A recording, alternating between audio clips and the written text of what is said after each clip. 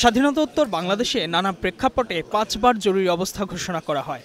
সংবিধানের 141 অনুচ্ছেদের ক্ষমতা বলে জরুরি অবস্থা ঘোষণা করেন রাষ্ট্রপতি। তবে জরুরি অবস্থা ঘোষণার রাজনৈতিক অপব্যবহার নিয়েও বিভিন্ন সময় বিতর্ক উঠেছে। রাজনৈতিক প্রতিহিংসা চরিতার্থে সংবিধানের এ ধারার অপব্যবহার রোধে জরুরি অবস্থা ঘোষণার পূর্বে মন্ত্রিপরিষদ সহ বিরোধী দলের নেতাদের লিখিত অনুমতি রাখার বিধান তৈরির বিষয়ে একমত পোষণ করেছে রাজনৈতিক দলগুলো।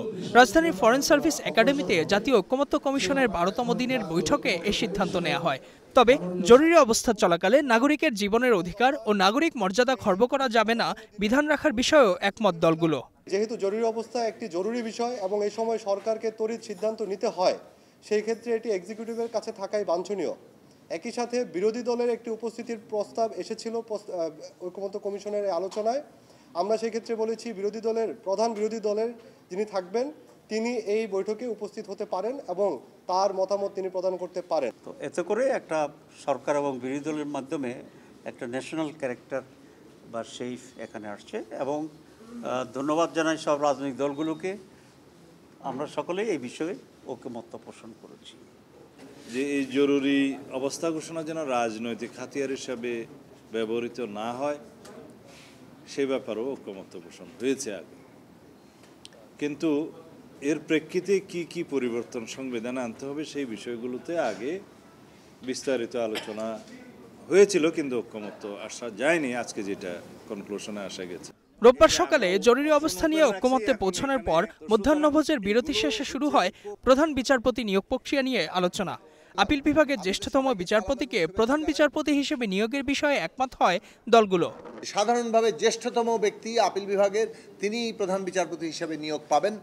তবে কোনো রাজনৈতিক দল তারা যদি তাদের ম্যানিফেস্টোতে জনগণের কাছে এটা নিয়ে যান যে আপিল বিভাগের 2 জন জ্যেষ্ঠতমের মধ্যে একজনকে নিয়োগ করা হবে, সেইটা যদি জনগণ রায় পায় তাহলে তারা সংবিধানে সেটা সংযুক্ত করতে পারে। সেই ক্ষেত্রে চিফ জাস্টিস নিয়োগের ক্ষেত্রে আপিল বিভাগের বিচারপতিদের মধ্য থেকে নিয়োগের জন্য আমরা বাধ্যবাধকতা রাখি এবং আপিল বিভাগের আমাদের দলীয় অবস্থান ছিল জ্যেষ্ঠতম 3 জনের মধ্য থেকে যেন করা হয়।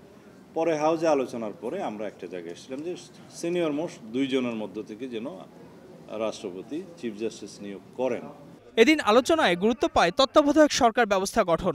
এ নিয়ে নতুন কিছু প্রস্তাব উত্থাপন করলেও নিজস্ব পরিসরে আলোচনার পর আবারও কমিশনের সাথে বসবে দলগুলো। আর 31 জুলাইয়ের মধ্যেই রাজনৈতিক দলগুলোর সাথে ঐকমত্যে পৌঁছে জুলাই সনদ ঘোষণার কথা জানান জাতীয় ঐকমত্য কমিশনের সহসভাপতি অধ্যাপক আলী রিয়াজ।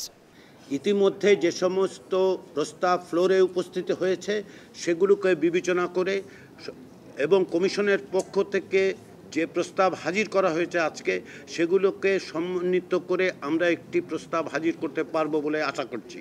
আমাদের দৃঢ় বিশ্বাস যে আমাদের যে অগ্রগতি সাধিত হচ্ছে সেই অগ্রগতি অব্যাহত রেখে আমরা জুলাই মাসের শেষ নাগাদ একটি জাতীয় সনদে উপনীত হতে পারবো।